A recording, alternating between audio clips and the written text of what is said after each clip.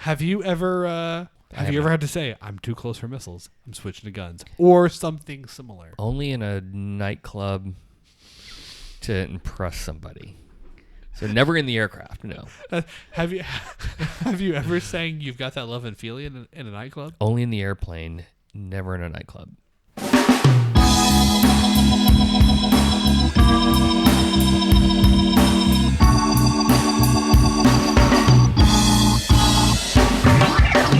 Hey everyone, and welcome to Let's Pod This.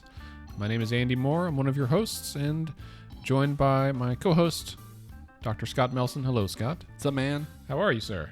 I am vacated. Vacated. You're just back from the Canadian Rockies. Actually, not the Rockies. Oh. Different chain. Whatever. It's all close. Mountains, right? But yes, Rockies Junior. The mountains of British Columbia. Rockettes.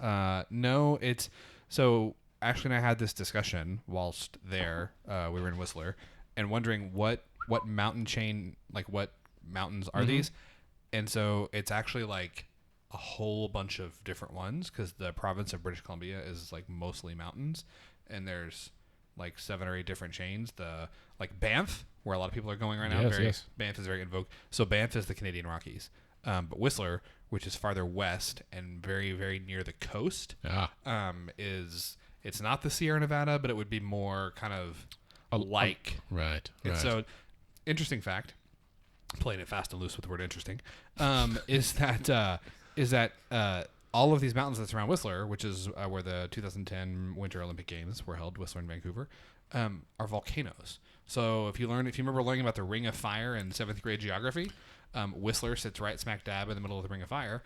None of them have erupted for tens of thousands of years. Just a matter of time. But they all could. None of them are extinct. And once Yellowstone blows, it's just a chain reaction. Dude. And the West Coast falls off into the ocean. Yeah, no, I'm good. I guess I'm not vacated anymore, but I was solid vacated for about a week. Welcome back. Thanks, man. Your pictures were lovely. I can't wait to go back. We're gonna go back next year, we think. Man, it's on our list. We may go to somewhere in Canada next year. Canada's awesome. Banff is on my list. I don't really care. Toronto's lovely as well. I've heard Banff is great. I want to make it there at some point, but Saskatoon for the nice for the moment at least, my heart belongs to Whistler. Nice. Are you a backpacker, a camper? So I love to backpack and camp. I love to hike. Ashley, my lovely wife, who has occasionally made an appearance here on the pod, loves to hike, provided that at the end of it there's a shower. There's a shower and ideally a bottle of wine with a comfortable bed. Nice. So, well, you and I should plan a trip to like the Boundary Waters in Minnesota. You have to do like a lottery thing to get in. I went probably 15 years ago, and it was incredible. Like where you did the portage in and the whole deal, and pack in, pack out. Yeah, dude, let's do it. All right, we did this past our biggest hike we did this time was was to Garibaldi Lake, which is in the Garibaldi Provincial Park. You hike up to it's a huge alpine glacier lake. It was I think for a day hike it's pretty solid. The round trip was 12.5 miles with almost not quite 3,000 feet of elevation. Yeah, so it was not easy, but well worth it. Nice. Also, shout out to local meteorologist Emily Sutton, who just completed a rim-to-rim hike in a single day of the Grand Canyon this week. Are you serious? Yeah, it was like a 14-hour or something. It was really cool. That is like incredibly difficult. Yeah, I mean she's done Ironman and stuff. She was training, but she posted about it, so I was like, that's really awesome. That's an amazing feat. Well done, Emily. If you listen to the pod, my mother loves you and reads your blog every day. And come on the pod and tell us about that, because I have backpacked through the Grand Canyon and cannot imagine going down and out in the same day. Should be cool. I will reach out and see. We are also joined today. It's not just me and Scott.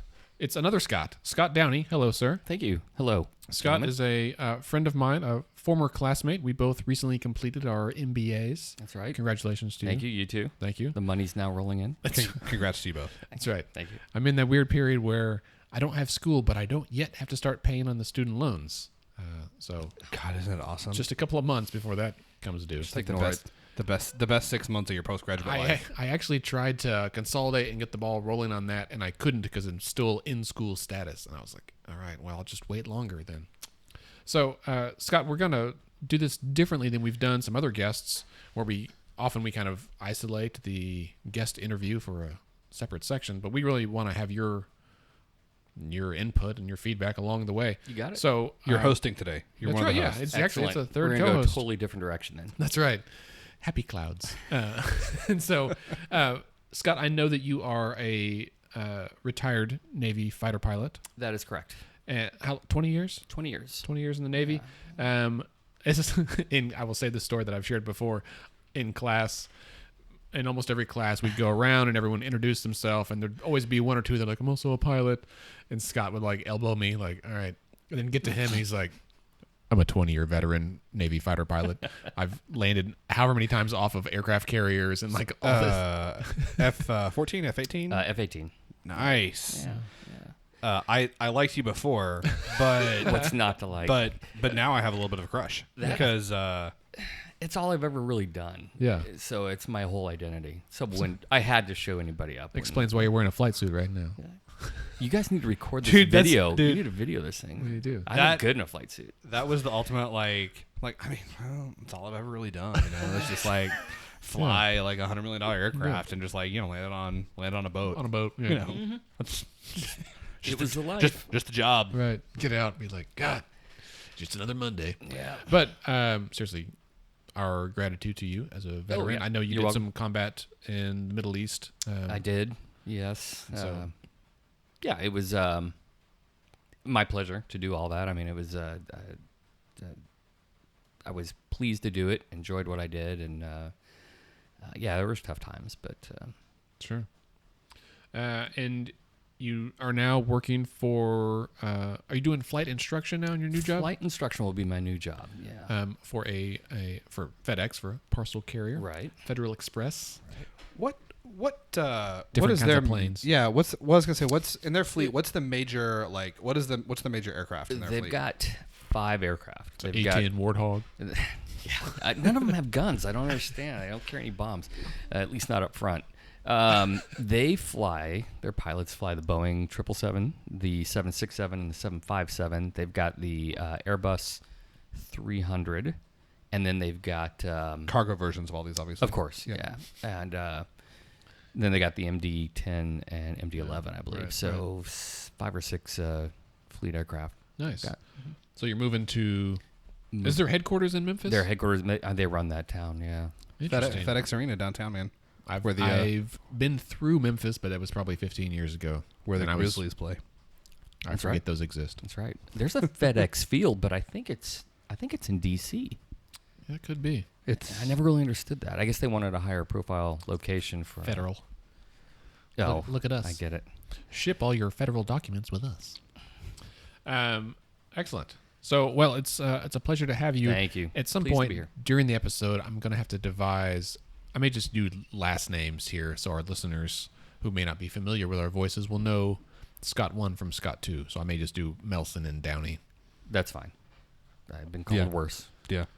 I will admit that Downey suggested better Scott, or good Scott, bad Scott, and something else. Correct and incorrect. Correct. I'm gonna throw out there Correct Scott. Incorrect Scott. question of the week: who's good Scott and who's better Scott? Ooh, let's save it for the end. We'll come back to it. I was trying to find a drum roll sound effect, but I didn't No. get there. No, don't do that, because then they'll pick him, They might pick him. and I might cry. Well, they don't gots to know. I don't need it. You can call me Bad Scott. That's fine. What's your middle name, Melson? Christopher, That's right. You're not a Christopher to me. what was when you retired? What did you retire as? Sorry, I almost said Colonel. That's the wrong service. I No. was a commander. No, that About- works. Commander. Scott and Commander Scott. That's Yeah, fine. that works. Call me Commander. Master and Commander. All right. Well, Dr. Melson, we're just Doctor and Commander. Man, I feel I like like the that. lowly man here. Just Civilian. Just civilian, right? Plebeian Andy. Let's get into our first segment. Our don't miss this. You've got a few notes, a few things we should stay abreast of. Yeah. So we've got our regular news roundup this week, but a couple of quick breaking news that we wanted to just throw out there. Developments for you guys to stay aware of. So for anyone that is interested in the ongoing marijuana saga, the aftermath of State Question 78 here in Oklahoma. The Marijuana Working Group, the bipartisan legislative group that's kind of helping the healthcare authority and overseeing them as they draft rules, they met today. We're not going to go through everything they talked about. Most of the discussion centered around testing the products that will be sold by dispensaries. Right. If you want to get all the details on that, Catherine Sweeney from the Journal Record has all of the details on her Twitter feed. She was there and keeping everybody updated throughout the feed. Throughout the meeting. I will also say, if you don't already follow Catherine on Twitter, you're doing Twitter wrong. So that's true. She's a great resource. Yeah, so follow Catherine regardless. I will just a note about the Medical Marijuana Working Group. They are looking at drafting legislation to add to the rules that were passed by the Healthcare Authority and by the Health Department. Not the Healthcare Authority, the Health Department. And Bud Scott from the medical marijuana industry, I guess it said the other day, he tweeted out that Oklahoma is going to be leading the pack in like dark marijuana production or something. Like basically the rules we passed aren't adequate. We need some like stronger legislation around it, which is why this is still a big issue. And I think we are probably, in the public's opinion, I would say we're in this like middle ground where we've got medical marijuana. A bunch of folks wanted recreational. That didn't work out. And so now like, it's maybe we're in a spot where we have to either be responsible with it, or we've got to like be blatantly irresponsible and just let it be recreational, right? Like those. I think that's an accurate characterization because you don't want to have rules that you don't enforce, right? And what we're still dealing with, I think a lot of this is, I think some of the folks that were really kind of pushing this are reconciling with the fact that they want, like, we passed medical marijuana and there's a reluctance to treat it like a medicine. Right. And it's an herb. Yeah. Like if we're like, and that's the thing, like, people are like, well, you don't have to do this for alcohol. You don't have to do this for, cigarette. You don't have to do this for whatever. Well, those aren't medicines, right? Like, we didn't pass recreational marijuana. We passed medicinal marijuana. And so I think as a doctor, it's incumbent upon, the health department and the legislature to treat it like a medicine. Now, that doesn't mean that all of the rules that, the health department originally passed are appropriate. And, I understand why people were upset about some of them. But the idea that this shouldn't be, like, regulated at all is an oversimplification. Right. I mean, you voted for it to be regulated. Right. Yeah. Are there people actually trying to get less regulation out of the rules, or are they trying to tighten them up? Well, so they passed some rules. I read them, but I don't have anything to compare them to. Right. I mean, we're the 31st state, something that's right legalized this. 35th or 36th, I think. Okay, we're whatever. Most of the country. Yeah. And so I think we've learned some lessons from other states like Colorado. But a bunch of groups submitted different rules, and they kind of used some of those and kind of made up their own. And I'm not sure what Bud wants to be specific. I know it was like a 600-page booklet of rules. That's probably useful, but also, I don't know, shouldn't it be prudent somewhere to be like, yeah, okay, you get 2 ounces, like smoke them if you got them, and right. don't sell it. Right. But I understand that we need more. You guys stretch that out to 600 pages. Right. I mean, sorry, just like a paper in grad school. Right. But I mean, you've got to have some kind of testing standards to make sure that what people are buying is legitimate and it can be measured, because everyone knows that like the weed we get today is not the weed that our parents got back then. And so how do you compare one to another and all that stuff? Yeah. So anyway. That was kind of the first on our new breaking news update. Next, there was an announcement today that Senator James Inhofe, senator from Oklahoma, Jim Inhofe, will now be chairing the Senate Armed Services Committee. That is a post that was previously held by the late Senator John McCain. Okay. Yeah, so the post was open. He was voted on today. He will be chairing Senate Armed Services. I think that's good for a couple of reasons. Number one, that's a very important position. It's a very powerful position, and it's good when your home state senator holds that post, particularly when your home state has multiple military bases. Right. Yeah. So as the military is continuing to modernize and at times restructuring, and when contracts are renewed, and it is only good news for Oklahoma that one of our senators is in charge of the Senate committee that kind of oversees that process. When you consider how many bases we have here in the state and how many active and reserve personnel we have, to say nothing of civilian support staff. The other reason that it's good is because I think, now I could be wrong, yell at me on Twitter if I'm wrong, if he chairs Senate Armed Services, I don't believe that he can also chair the Senate Environment and Public Works Committee, which to me, to not have someone who held a snowball on the floor of the Senate and said, see, global warming doesn't exist, to not have that person in charge of the Environmental Committee can only be a good thing. He also authored some books, one of which was called How the Global Warming Conspiracy Threatens Your Future. Yeah. And so the greatest hoax. So I think... so you feel like he's maybe not fit to chair something related to environment when he's so blatantly... predisposed, yes, to not believe people who are experts on the environment. So I would say that he's not a scientist. Yeah, he is 83 years old. I did not realize that. Yeah. He's not a young man. I'm not saying it's bad, but and it's also a chance that he will not be in this post for very long. Ageist. Well, and because I mean, there's Realist. a lot of realists. Thank you, Commander Downey. Sorry. There's a lot of Why do you hate elderly people? no. That's I don't. I love my grandmother. But I mean, there's a lot of buzz here locally, especially about Senator Inhofe's retirement impending, perhaps in 2020. Although he has not commented on that. Of course not. Yeah, he's just gonna keep it on. Vote, vote, vote, vote, vote, vote, die. So that's that.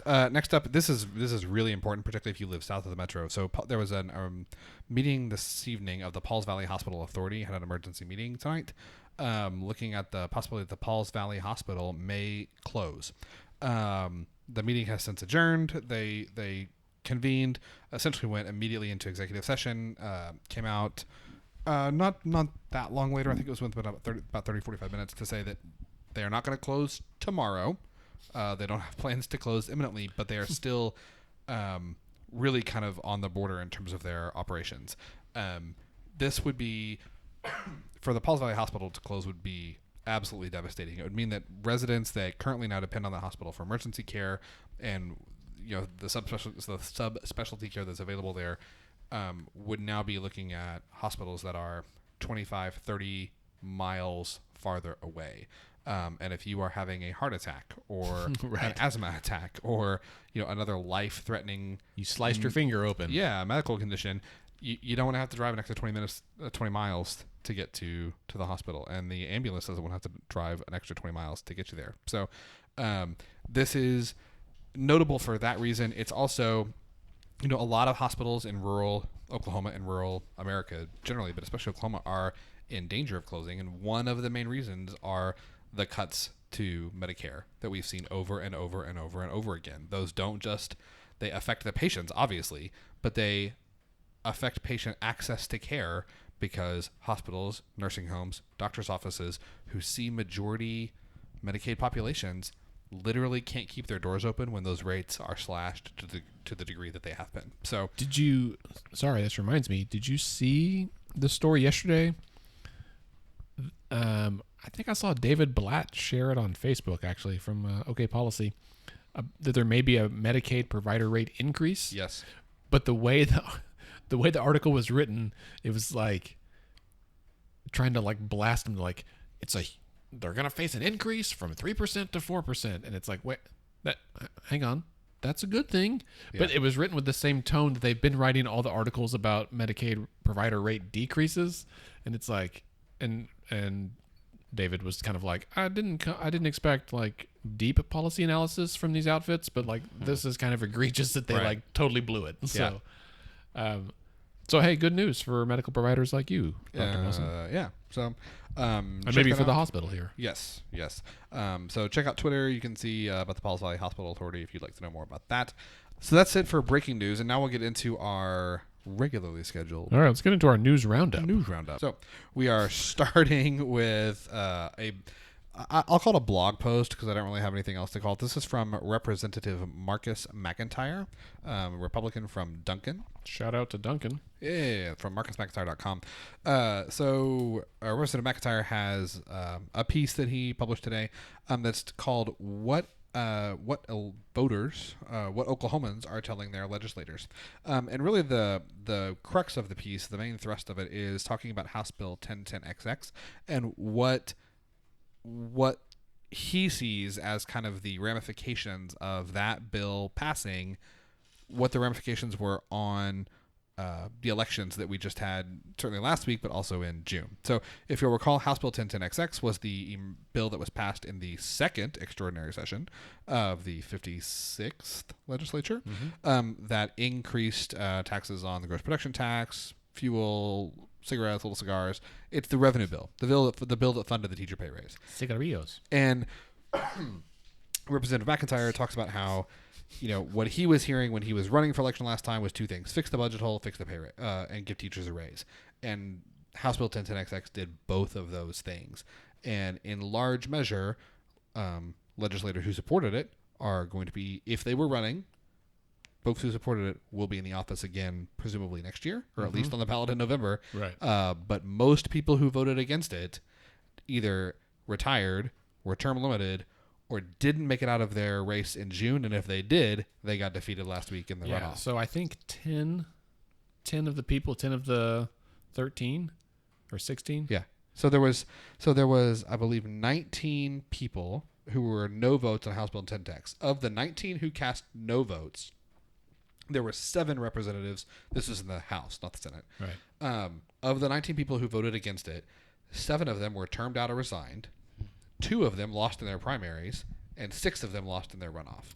Which is, and so they basically all, they've all lost, either left or lost to other Republicans, many of whom have run on a pro-education platform so far. Yep. And I think this, this kind of gets into our discussion about election results, but this resonates that education is the hot button issue of 2018. Yeah. And it hasn't really died off that much since like the walkout. No, not at all. I want to come back to the walkout because Commander Downey and I have had several discussions about that. Yeah. Beautiful. So check that out, marcusmcintyre.com. We'll throw the link up on the blog and see what Representative McIntyre, who I would say friend of the pod, he's been on the show. Has he? Yeah. Oh yeah, we did. We interviewed him at the Capitol. Yeah. And we've got some other things planned with him down the road. Yeah, good dude. So check out what he has to say. Next up, we have an article from the Oklahoman from newsok.com entitled "State Office Independence Running as a Team on Open Government," and really, the headline kind of tells the story that there are independent candidates for most of the statewide offices: treasurer, lieutenant governor, several other things. And they're basically like, hey, we all kind of have the same platform. Let's kind of run as a ticket, right? Like, and I think this is brilliant for just from a strategic standpoint, that if you have similar platforms and you all are kind of this minority group, then why not like kind of combine forces? And they said like, hey, I don't have enough money to send flyers all over the state. Yeah. But if we all kind of pool our money and make a flyer with all of us and then put it out, then it's really us as kind of getting out there. And this is exciting for me. As someone, I will admit, I'm registered as an independent currently.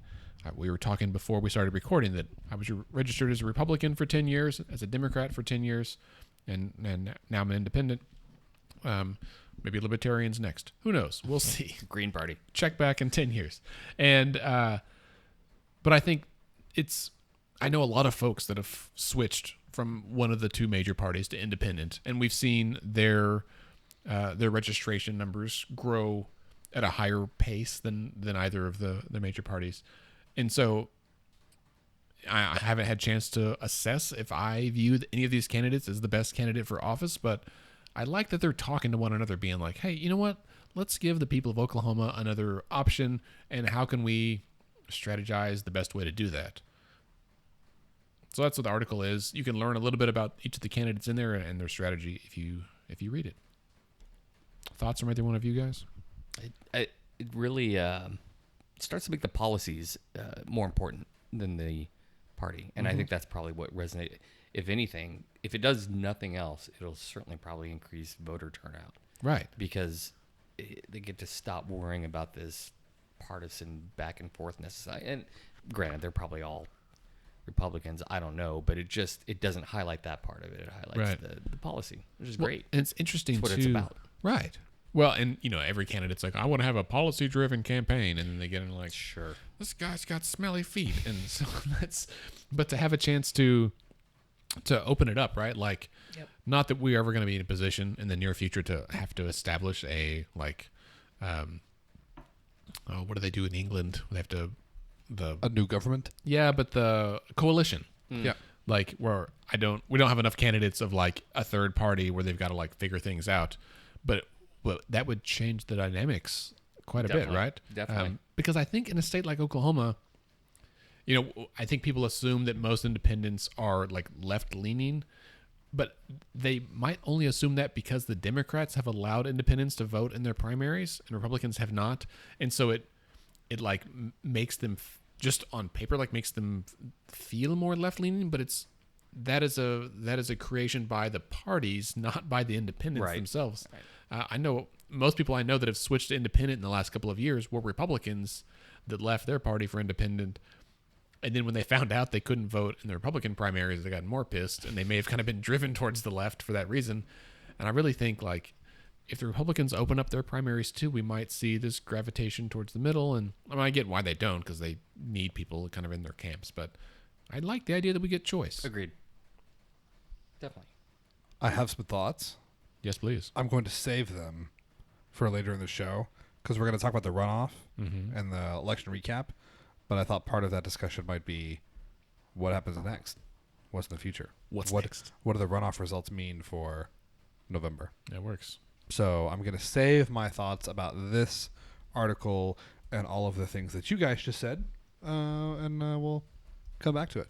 All right. Reasonable? Yes. What's our next article here? Up next, we have the education funding remains a contentious debate from the Journal Record. Yes. So from our friends at the Journal Record, who, as you guys know, we're big fans of here on the show. I subscribe. I recommend you subscribe. It's just absolutely fantastic reporting on government business and kind of what's happening in the state. They've got a nice piece talking about really it's a similar thread how that just because the walkout ended and teachers got a pay raise and education funding got a boost, that does not mean this issue is over. There is a state question that will be on the ballot. I cannot remember the number offhand. There's a state question that will be on the ballot in the fall talking about whether or not property taxes, local district property taxes, can be used to fund things other than buildings, which is kind of what it's relegated to now, right? Right. The article delves into a very, very bird's eye view of how education is funded in Oklahoma, which is essentially a mix of state funding and local funding. There's a formula that determines kind of like what state funding for education should be per pupil. Then it looks at each community. It figures out what that individual community's contribution will be based on local ad valorem taxes. It subtracts that and does some other kind of fancy math that determines how much state aid goes to each individual district with the goal of having roughly equal per student funding across the state. There are some districts like Western Oklahoma that get no state aid because they have so much ad valorem revenue from like wind turbines that they don't get any state aid at all. There are some districts that don't have much ad valorem revenue at all that are largely dependent on the state formula to get funding for their schools. It's a nice article that just kind of looks at this debate. They talked to Jonathan Small, who's the president of the Oklahoma Council on Public Affairs, which is a I don't think it would be inaccurate to say a very, very conservative, maybe even kind of far right local think tank. Is that fair? Yeah. They're kind of pushing this, saying that you should maybe not get rid of the state funding formula entirely, but pushing for a funding mechanism of public schools that is based much, much heavier on ad valorem taxes instead of aid from the state. So they talk to Jonathan and kind of get his thoughts why he feels that way. I for the record, speaking for myself, think that he's totally wrong. Rich get richer, man. Right. So, can we pause here and discuss education for a minute? Because we've kind of touched on it a couple of times. And I think why not? I'm going to get Mr. Downey's opinion here. Let's do it. Before I go on, and what was the name of the think tank? OCPA, Oklahoma Council on Public Affairs. Did they describe the impact that's going to have? I mean, it's pretty difficult to change directions like this. Yeah. So their thought is that right now, you are limited as a public school district in what you can use ad valorem tax revenue for, right? So you can't pay salaries, right? You can't use it to like fund new staff. You really can just use it for new buildings and I think maintenance of existing buildings. Yep. Okay. So let's talk about, it's basically property taxes paying for property. Right. Yes. Right. And their argument is by limiting how you can use those funds, you are effectively disincentivizing local communities to make further investment. Now, my counterpoint would be that when you look at the counties, districts that have the highest ad valorem revenue, you get the counties, the districts in Western Oklahoma, then you have Broken Arrow, Jenks, Edmond, Norman, the usual suspects. There's no evidence that bears out at all.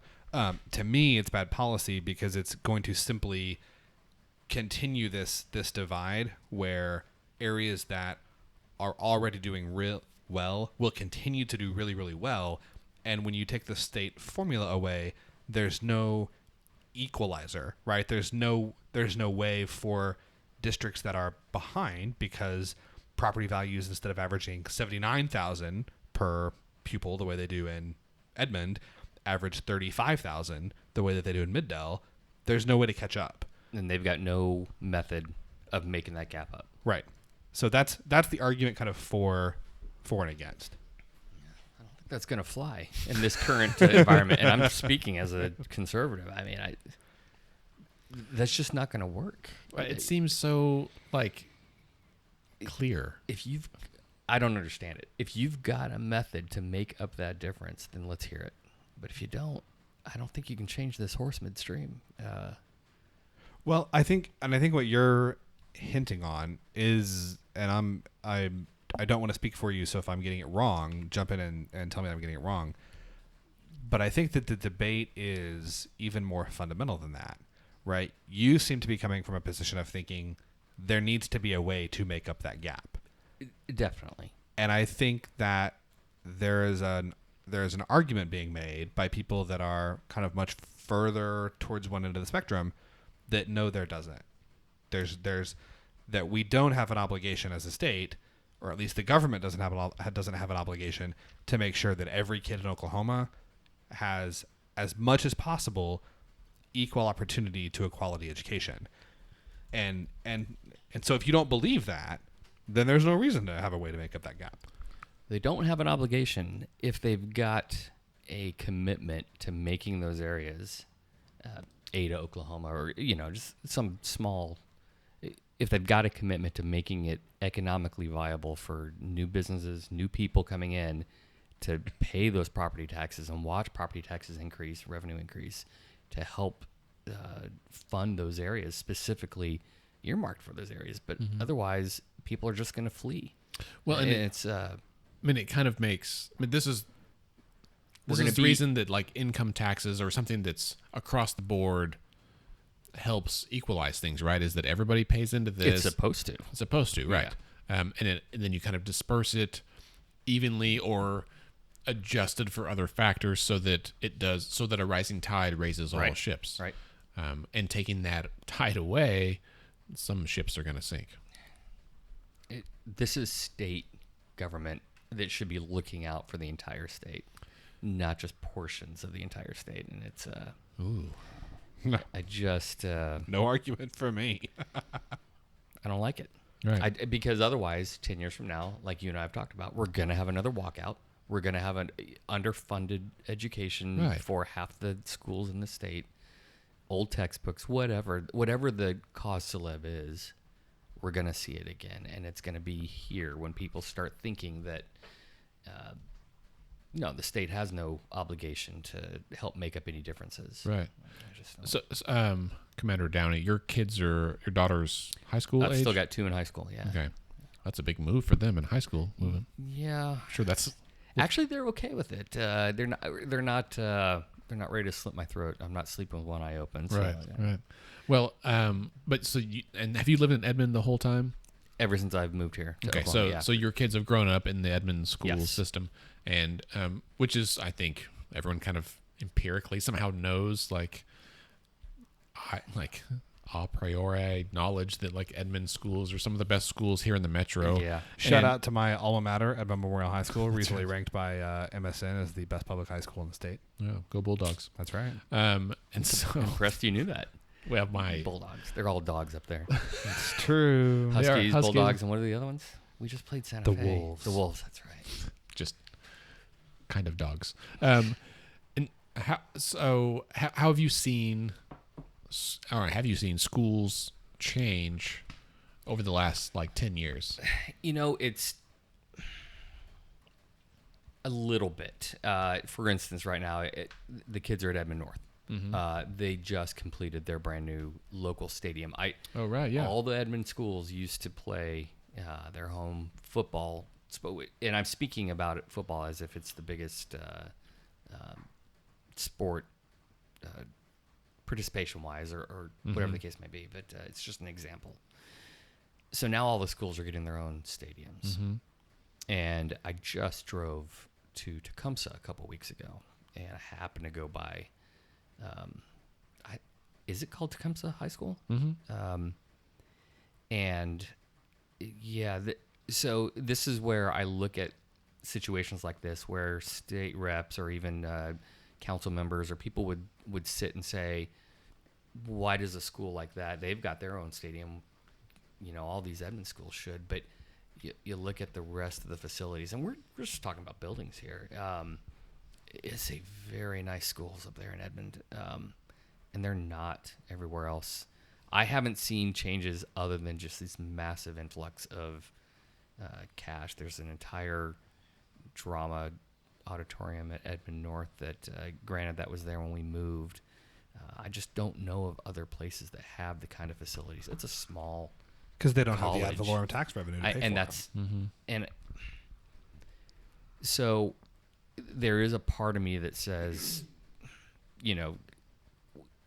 don't deny that, but there's got to be a way to get, and I won't downplay the benefit of having those kinds of facilities, but it's got to be across the state. We want our rural Oklahoma students to get the same kind of education because they're going to contribute to Oklahoma Right. in the future. And it's almost like limiting the pool of future leaders and doctors or whatever you want here in Oklahoma. F-18 pilots. Or F-18 pilots, Right. that's right. I just, and it's only since you and I started talking about this for about the last year that I've become a little more passionate about it, that I just have a broader view than just my own locale, and it's a little frustrating. And I on a personal note, I certainly applaud that because not everybody does, Right. like you can get blinders and, real looking through a soda straw. Right, we all want the best for our kids. Sure. I think most of our listeners know, like, I'm divorced. My kids live in Edmond and they go to school up there, and I happen to live right now in a district for Cleveland Elementary, which is an excellent elementary school in Oklahoma City schools. Now the junior high and high school are not stellar right now in that area, and so my kids they're going to stay where they're at because that's the best thing for them in lots of ways. But I definitely feel like fortunate that they get to, but I do feel like bad for my neighbors who are my friends whose kids are transitioning to middle school and they're like looking to move because they're like, yeah, but this middle school is not great, and what do we do that's the best for our kids, and starting to think about the next generation. And I think that hits on something that's really tough. And this is, easy. I'm the guy at the table with no kids, right? So You should get some. Yeah.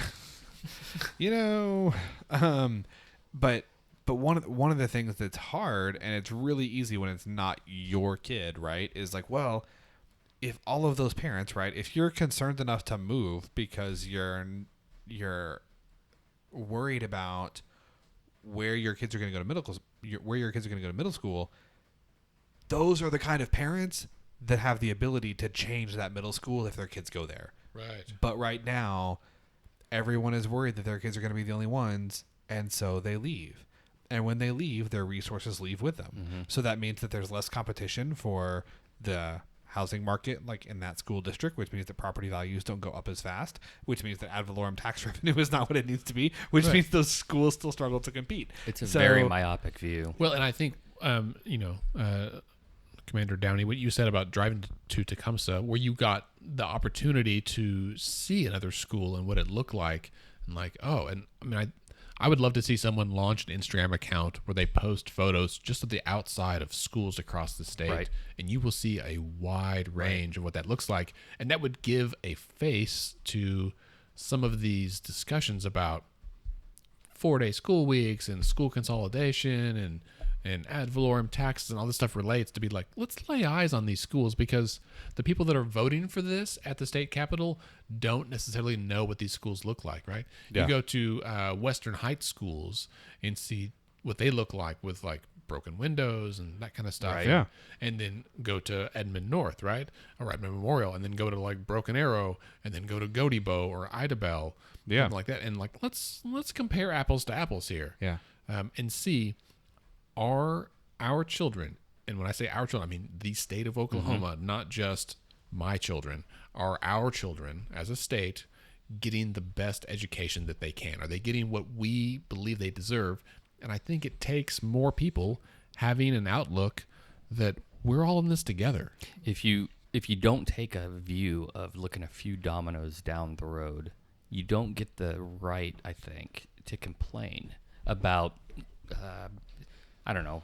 I'll just pick some how much state funding is supplementing unemployment. Let's say unemployment insurance. If you haven't done something or supported something that helps reduce the number of people who might have to use such a thing further down the road, and again, there's a very broad brush I just painted there, but I think that's the way parents need to look at it. I'm very fortunate that I'm able to live where I live, and my kids get to go to one of the best school districts in the state. But if they stay here, or if I have a daughter who's staying here. She's going to Oklahoma City University. If she stays here and her taxes, she moves to a house, her taxes, less of her tax revenue is going to go to support, say, a local high school, and have to go support Medicaid rolls or something like that, or unemployment insurance, things that we could have reduced if we made sure that elementary schools and middle schools around this state, that these students are getting an education that prevents them from getting to that point 12 years down the road or 15 years down the road. And that's one of the dilemmas that legislators face, and it's tough, right? Because if you're running for public office, right, you are, by definition, you're trying to win a popularity contest, right? Like, right. And good, bad, or indifferent, at some level, you are trying to convince a group of people of something. A local group of people. Right. And you're trying to convince people, and most of whom are not millionaires and billionaires, right? You're trying to convince them that the increased taxes that are required to pay for this now are going to benefit everybody else in 20 years. Right.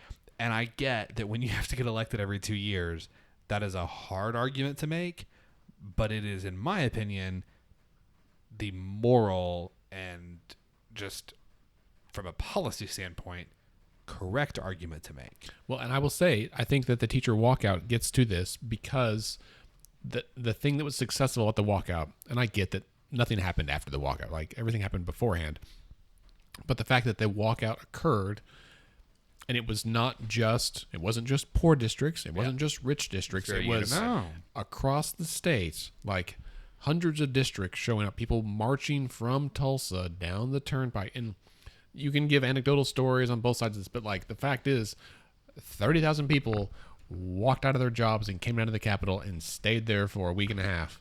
and said this matters to the entire state. And what used to happen, you hear the cicadas in the background? They're back. Shout out to listener and friend of the pod, Effie Craven. Don't just call her a She's listener. Founding board member. Thank you. Not even just friend of the pod. Like, beloved friend and former Oklahoman, Effie Craven, who specifically texted us today and was like, you can hear the cicadas throughout the entire cicadas are episode. insane. Despite living in D.C., she is still a loyal weekly Should pod make her listener. homesick. She is. It does make her homesick. It does. We text daily, I think. So, but yeah, I think that the key to success is that it was all of us saying this matters to all of us, right? Like, and if we do that about not just education but other issues, hey, we might fix a few things around here.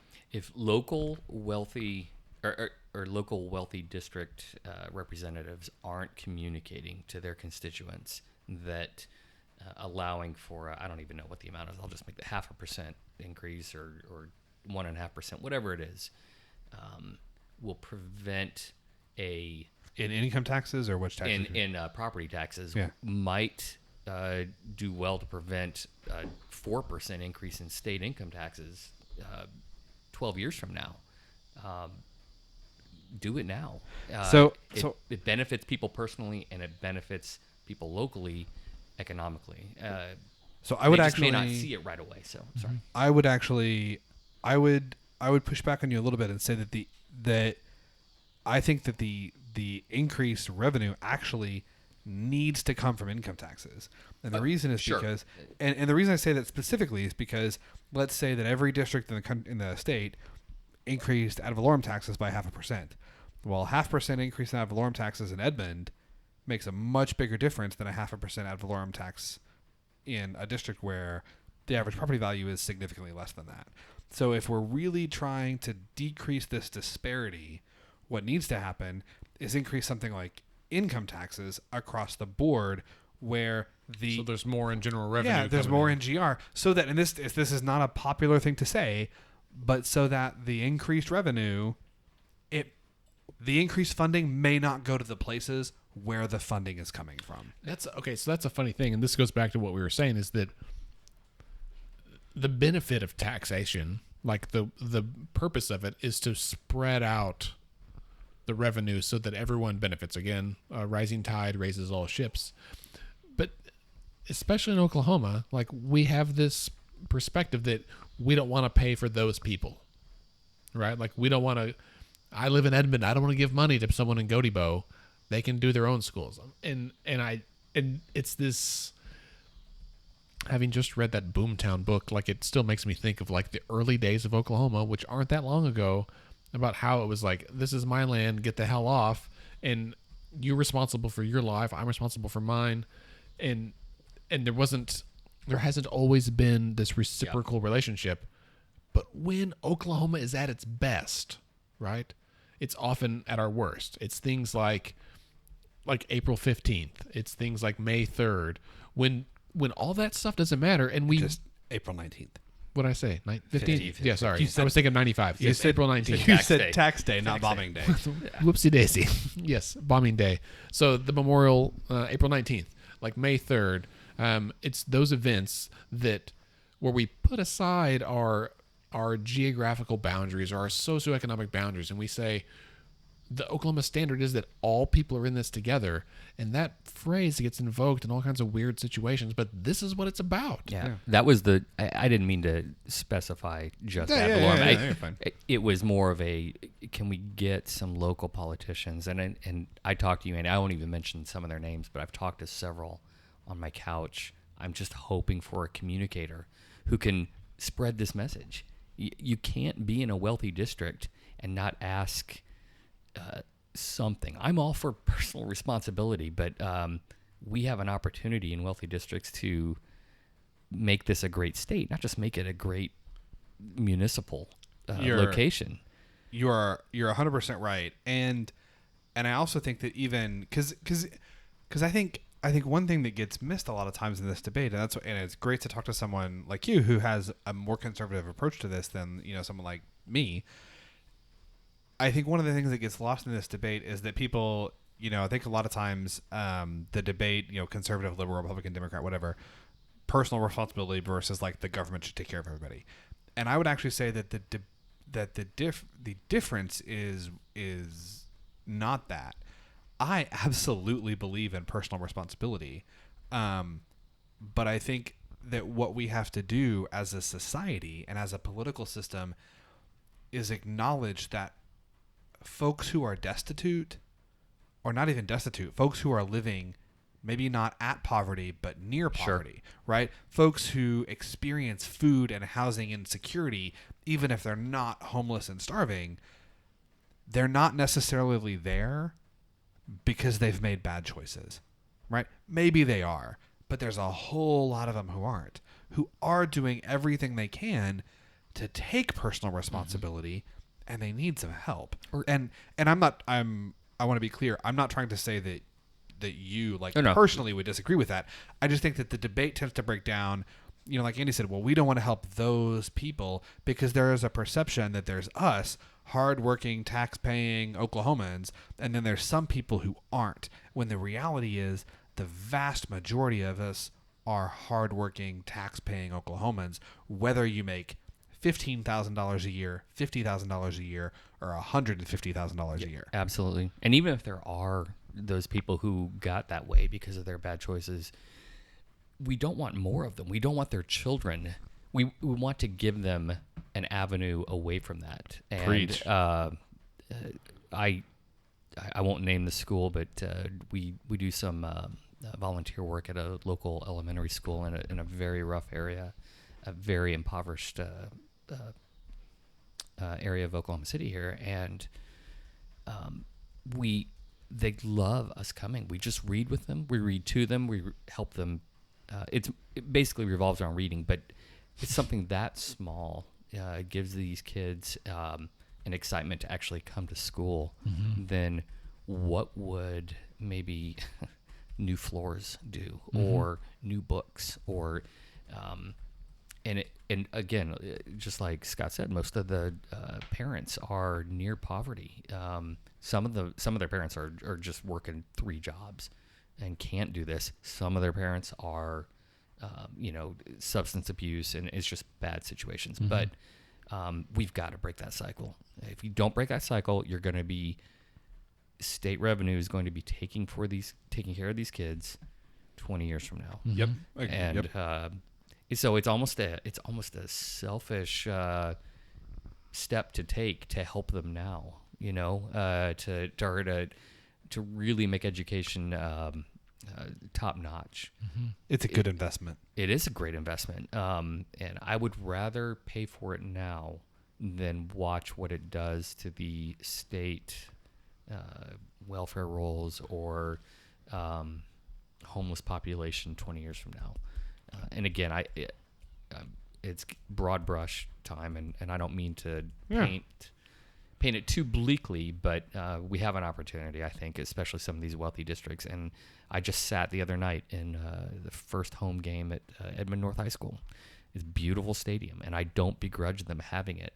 But it came just a couple weeks after I just did a quick tour there of just a few miles east of here, and it's quite a difference. Yeah, it's quite a difference. Well, I will say, like, we've used the word investment several times in this conversation, and so I quickly Googled the definition because I had a hunch that there's something that resonates there, and indeed there is. Webster's Dictionary defines investment as... Because, yes, a great podcast. An act of devoting time, effort, or energy to a particular undertaking with the expectation of a worthwhile result. A worthwhile result. That's the part that hits me, where I'm like, that's exactly what you're saying, Commander Downey. Like, that what we do now, our time, our money, our effort, putting in results in something that is worthwhile. And I'll be damned if Oklahoma is not, like, compelled to do things that are worthwhile. The complaint you hear is people who say, just like you said, Scott, that or maybe that was you, Andy, who said, it's not my problem. I don't want to take care of it. Well, you're taking care of it whether you want to or not. Right. If you really don't want to take care of it, then invest in it now. Right. Then don't fight a slight increase in state income tax or whatever it is that's funding better teachers or more programs for these kids. I wouldn't even say better teachers. I would say more teachers. That is kind of disparaging towards teachers. I did not mean that. Sorry, I love teachers. Shout out to all the teachers who listen. We know you do a great job. Go across the street and get Sherry. That's all, folks. I'm out. It's not better teachers. It's more teachers. You can edit that out, right? Well, but honestly, let's be clear that already this year we've approved more emergency certifications than we did last year, which was more than the year before that, and that was more than yet again historic levels of alternate certifications. And I'm not saying that all alternately certified teachers are unqualified. I'm saying they were alternately certified. These are folks who didn't necessarily go into teaching for the intent of teaching. By and large, there are some excellent teachers, right? Like you and I could both go. I think we'd be qualified to teach something. Well, I've actually thought about it. I've thought about going. Like, obviously, I have a full-time job, but like, I've thought about going and getting my like alternate certification, just because I'm curious, like, what's involved. What's involved? Yeah. I mean, I don't know how it worked. Like, can I just go say like, hey, I have a medical degree, right? I'm an MD, so. Does that mean I'm like automatically certified to teach? No, you take a test. High school biology or chemistry or anatomy or physiology or whatever it is. Like I don't know how it works. Like what is the alternate certification process? Like I have no idea how that process works. I thought about doing it too. The hard part is that I'm afraid if I did it, then I would feel compelled to do it. And then you get called all the time. Like, hey, can you do this? And I'm like, no, I cannot. Can't take the pay cut. Right. There's probably some rule against that. Also, this has been I didn't mean to cut you off. No, go ahead. This is a fantastic conversation, but I think if we keep going at this rate, we're going to have the longest podcast we've ever had. Should we? We're going to bump up podcast. Bump against nice. Commander Downey's been excited about this for a while, and he's been saying this is your best episode ever. I mean, it's been solid so far. We'll let the listeners can tell us. We'll let the downloads. Should we keep going with our news roundup and kind of get through that and get to elections? Let's run through these so we can get to that last one. Special music. That's right. So next up we got article from Oklahoma Policy Institute. It's a blog post by Philip Rucko, who is a professor of political science. Oklahoma's plan for Medicaid work requirements is a dangerous experiment that will put the health of thousands of Oklahomans at risk. It's a long title, but it's worthwhile. Check this out. So there's been a lot of talk about work requirements. It wasn't in this week, so we didn't put it in the list. You may or may not have seen that yours truly had an op-ed in the Oklahoman last week. That's right, you did. I did. It's true.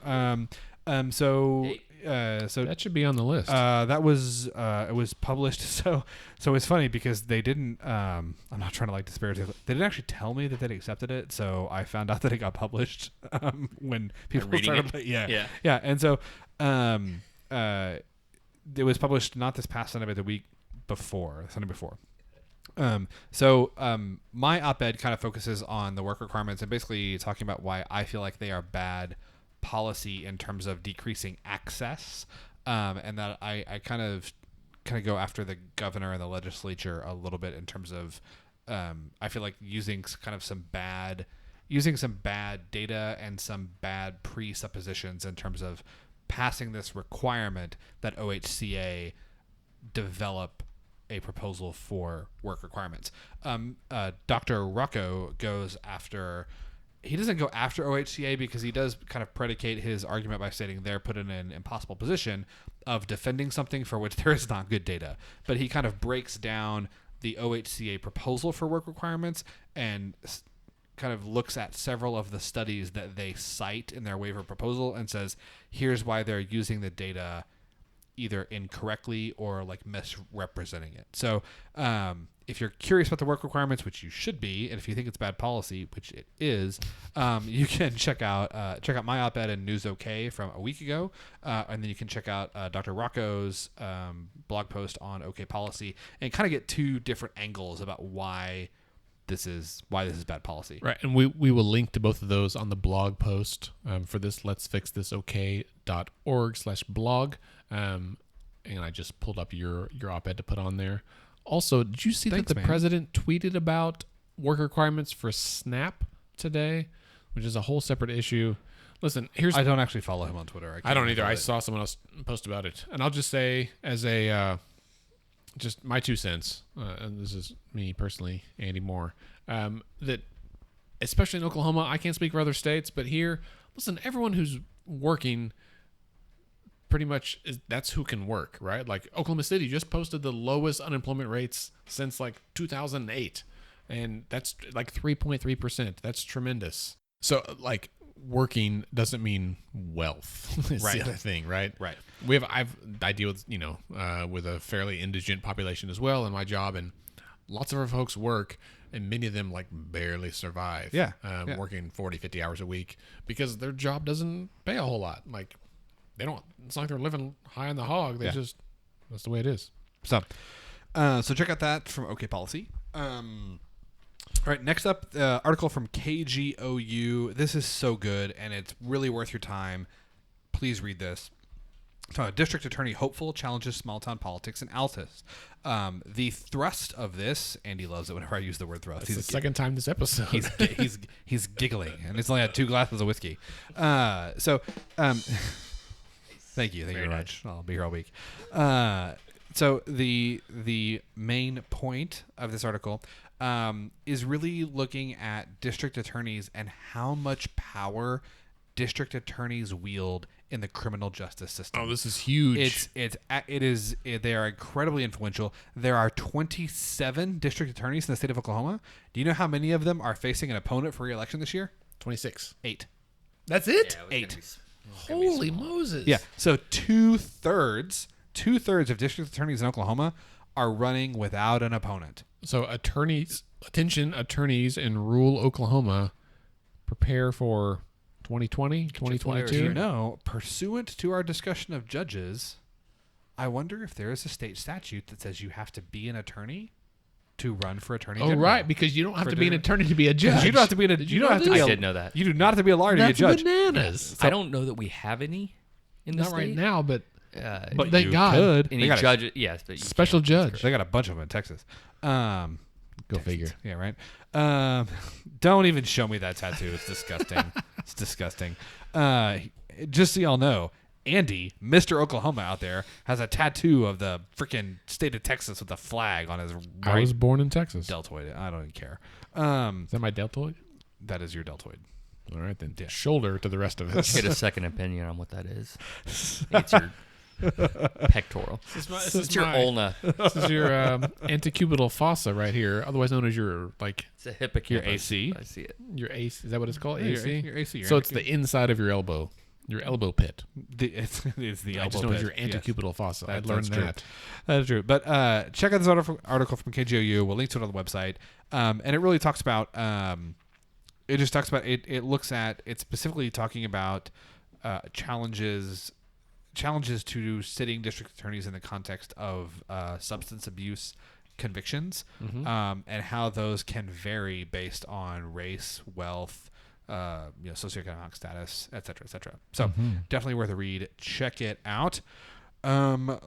Lastly, I believe, right? Yes. Lastly, we've got an article from Brianna Bailey. I don't know why. Well, actually, that's appropriate. Do it again. Brianna Bailey from the Frontier is reporting that Oklahoma gave Boeing $90 million in incentive money, along with a few other tax breaks. Now, we have talked on the show before about tax incentives. We've talked about the Oklahoma Incentive Evaluation Commission that meets every year. Like this year, they recommended a repeal of Film? No. Scott looks very upset. Listeners at home, I'm gonna just tell you what he's. Why you need video I know. and an edit button. it's the one that they recommended repeal, and the legislator was like, "Nah, we're good."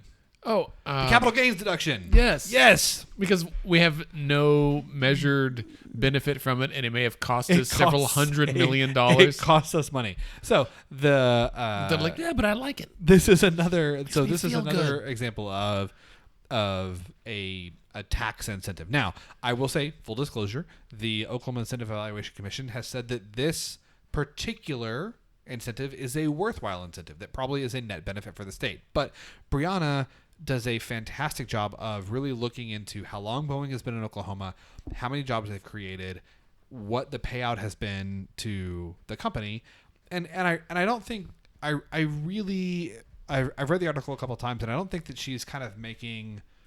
I don't think she's making a statement of like, we've paid them too much, or it's not been worth it, or it hasn't been good. No. But it's interesting. It is interesting to have a kind of behind the scenes look of how these things work. Like, for instance, so Boeing will approach the government of Oklahoma and they'll say, hey, we're thinking about making this change in our corporate structure that would move this set of operations to Oklahoma, and it's going to bring a certain number of jobs. What can you do for us, right?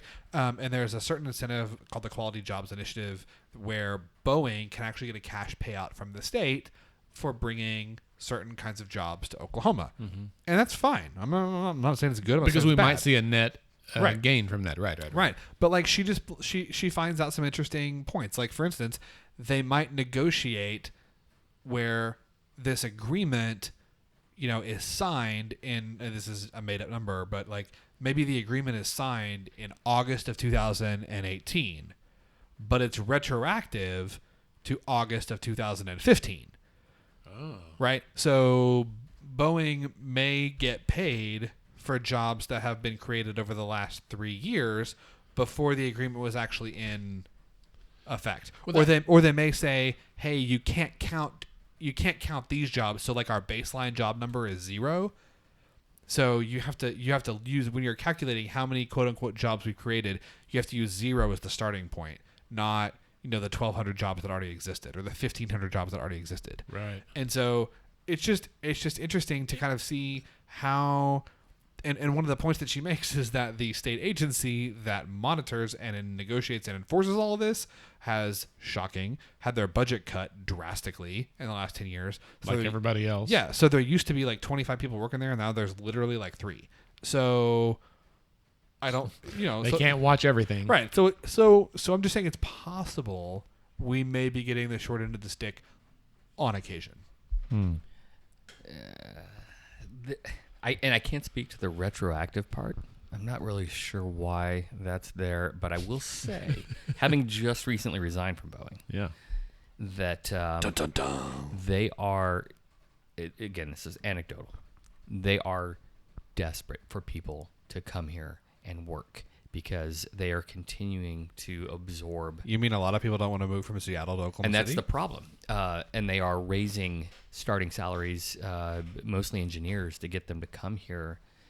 And this kind of incentive money allows them to do that. Right. And they just went from, 2 years ago, 1,500 people, and now they're at 3,000 people. And maybe I have these numbers wrong, but I just saw their projections. I think they want 4,000 by 2020 and more after. And they are absorbing almost, I can't put a percentage on this, a huge amount of work from Seattle.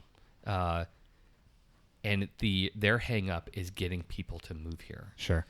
And the thing is, we want that, like Oklahoma, like we want them here. Yes. We want these people here. We want them paying taxes. We want here. these jobs here, right? So I think it's important to emphasize, like I said, that the article is not necessarily like a net negative, but Brianni said on Twitter, she's like, I got a wild hair and decided I was going to look at all of their applications, and it's just interesting. So it's at the frontier, free. There's no paywall.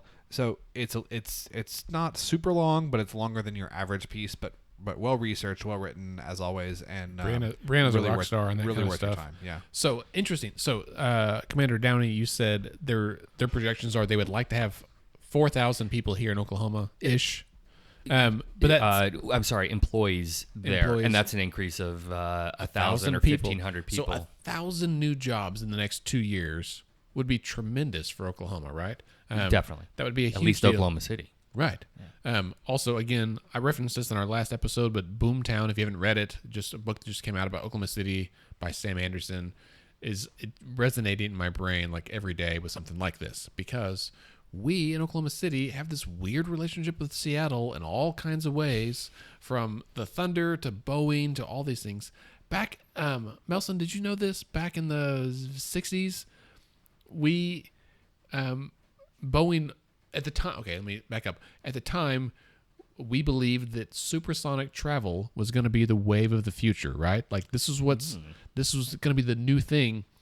The problem with supersonic travel, Commander Downing, It's loud. It's really effing loud because of sonic booms. And so they're like, yeah, but this will be normal. People will be okay with sonic booms several times a day. They just have to get glass. They have to just get used to it, right? Once they're conditioned, they'll be fine. Plastic so they needed somewhere to test this. Who doesn't complain about things very often? Oklahoma City.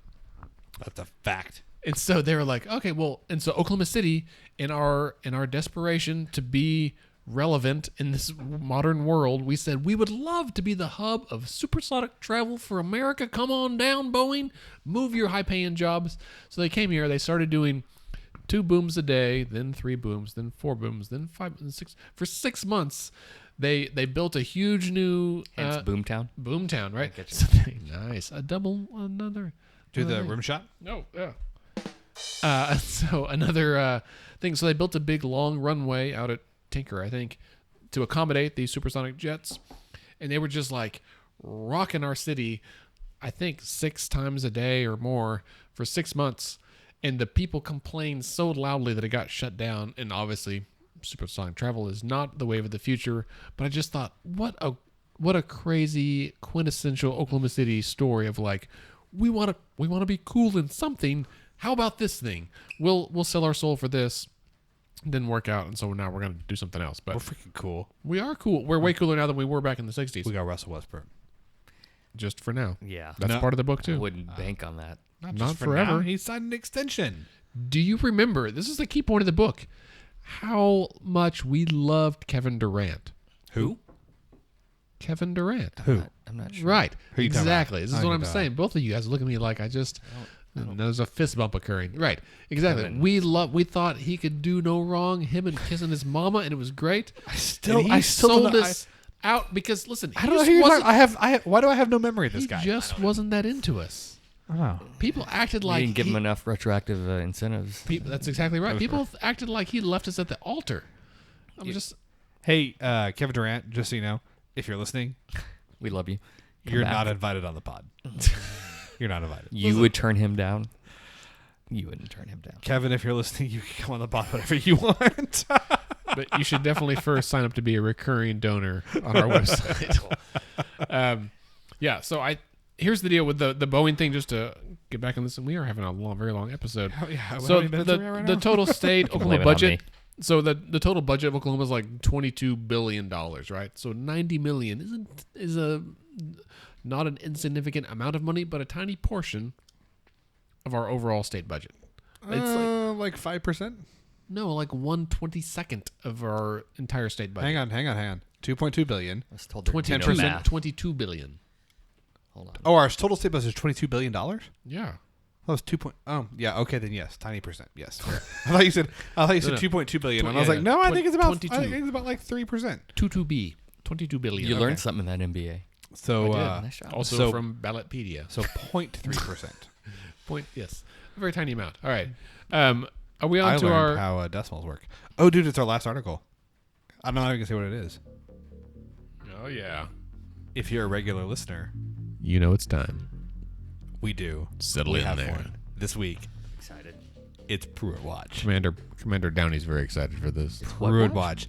So we've got an article from the Tulsa World. So the EPA's internal investigator, okay, their internal watchdog has said that Mr. Pruitt's $3.5 million in security costs were not justified and largely unnecessary. His security costs, like his radio-proof phone booth or whatever he had. Yeah, like that. Like the $749,000 that his security detail spent on travel for themselves. And his $30,000 soundproof phone booth. Yeah, his 18 bodyguards up from 6 for his predecessor. He tripled the security detail. Yeah, so do you know... But people were mean to him on the airplanes, when he was... People were mean to me. So they spoke out. They're very angry. I didn't even realize this. When he was called before the Senate to explain some of this, do you know what he did to like defend his security spending? Tell me he cried. No, it's better. He read tweets. What? Yeah, like he got on tweets? and I did not see that does coming. that, right? Yeah. No. Is that Jimmy Fallon? It's Jimmy Fallon. Yeah, Reading but mean no. tweets? So Scott Pruitt sat in the Senate and read like mean angry tweets from tweets about himself to the Senate as justification for his. And then the senators asked him, "Did any of those result in arrests or physical harm?" No, because he had $7 million worth of security. Did you block them on Twitter? Right. So That costs a lot of money. Blocking people on Oh Twitter? yeah. That's right. I had to pay someone to block my tweets. So if you're looking for, if you're just looking to put a smile on your face, go to the Tulsa World. They do great work up there on many things. But this week, check out their article on Scott Pruitt and his $3.5 million in 16 months as EP administrator on security. Well, that is sad. And that concludes Pruitt Watch for this week. Makes it very difficult to be conservative. Makes it very, very difficult. It's Commander Downey, you and I have discussed Scott Pruitt yes. a few times in class. I prefer not, but it is a difficult situation. It's just indefensible. So much of what's gone on over the last 2 years is indefensible. It's just goofy. Yeah. I just want some adult leadership. Is that too much to ask? I think it might be too much to ask. I don't know. I know a guy, first name Joe, last name Biden, from Delaware. I don't think Biden can pull it off. I mean, we don't get into national stuff very often, but I You don't have to recap his teeth. new They bucket don't, chicken. they don't glow enough. You don't think Joe can pull it off? I think just like our news cycle has shortened, I think our popularity cycle has shortened for politicians on the national scale. And our tolerance for that generation, I think. Yeah, that's exactly right. Because I said this before. I think for the Democrats, if one of the Castro brothers from down in Texas, if one of them rises up in the ranks, I don't understand why both parties aren't wholeheartedly pursuing the Latino vote. Jiminy Christmas. Oh, the Dems are. I think the Dems are. They're talking about... No, they're not. Like, not enough. Why? I have not heard a Latino's name in discussion on the national level Since lately. Ted Cruz. But honestly, would you not take Ted Cruz right now over what we've got? No, Since Jeb no, Bush? I would not take Ted I Cruz. had Do you this want to know why? discussion with a guy in Memphis just yesterday. Do you know why? So I here's would like why. to know why. As a progressive, this is why I would not take Ted Cruz. Because Ted Cruz is... I can't even believe I have to say this where people are going to listen to it. Ted Cruz is so much smarter than Donald Trump. Oh. He would be so much more It's the long game. effective. You're playing the long game. Yeah, Right? I get So it. over the long term... Now, I will tell you, I was someone in 2016 who didn't think Trump could win. I underestimated Same. a lot of things. And I was glad that Donald Trump got the nomination instead of Ted Cruz. And I still think this is true. I thought that Ted Cruz would do more long-term damage to the country than Donald Trump was capable of. Now, I was not prepared for the attacks that Donald Trump has levied on our institutions. And I want to be really clear here. I don't know how many people we have that are conservative or Republican that listen. I hope we have a lot. Millions. You know, I would love for it to be millions. Please donate. I am talking about something irrespective of policy, right? You know, I think that President Trump has attacked fundamental institutions in a way that I did not anticipate. But I think that those institutions are holding. Oh yeah. And I think that they are. I think that they can recover. I think that Ted Cruz would have damaged the country in ways that are much harder to protect against, and that are much harder to recover from. You say damaged. I would use a different word, but I understand your point. That they would have been done in a smarter, more logical way that is just more difficult to recover. It's different than just a midnight tweet from a. I just so badly want him. Yes, that's. I'm running, by the way, in 2020. I'm gonna go. So let's. Is that it for this episode? That's it. First, let's end with a weekly question, which we did in the beginning, and I think if we did the beginning, no one remembers. No, don't do the one I suggested. No, I'm not. No, it's not about who's the best Scott. Here's the weekly question. I'm going to do the sound effect again because you were whining. The weekly question is: other than education, what is the most important issue for you this election cycle? Other than education, what is the most important issue for you this election cycle? Please respond to us. You can tweet at us at Let's Fix This Okay, or you can hit us up on email, podcast@letsfixthisok.org. That's a really good question because education is dominating. It's such a big deal, but other stuff matters. Is it criminal justice? Is it election reform? Is it tax reform? Is it any of these things? All right. Let's close this thing down. All right, and that brings us to the end of this episode. Thank God, we finally made it. I'm proud of you guys. Well done. Dr. Melson's headed to the restroom. Don't forget to subscribe and rate Let's Pod This on Apple Podcasts and Spotify because, well, that helps other folks discover us and become better informed. Remember that you can connect with us on Twitter and Instagram at Let's Fix This Okay. Scott is at SC Melson. Andy, am at Andy OKC. Our dear guest, Scott Downey, is not on Twitter because he's a wise man. But thanks for being here. We appreciate it. Oh, thank you. Hit us up on Facebook, Instagram at Let's Fix This Okay, and our website is is letsfixthisok.org. Sign up for our email newsletter. We're kind of in the off season. We're not sending a whole lot out, but coming up soon, we're going to have a lot of really exciting updates. Read the blog, find other resources about how you can get involved, and if you're feeling generous, make a donation to help support us because we do this for free right now, and it's wearing on both of us. Well, and the rest of our board as well. All right, our podcast is edited and produced by Scott and me, and Let's Pod This is a member of the Mostly Harmless Media Network. Check out the other podcasts with Mostly Harmless. The Wafty Show is relaunching this week as a talk show, and there's a lot of great podcasts a part of that. Our theme music is provided by the Sugar Free All Stars. Let's Fix This is a nonpartisan, non-profit organization who strives to educate and equip all Oklahomans to engage with their government in really meaningful ways. We want you to matter.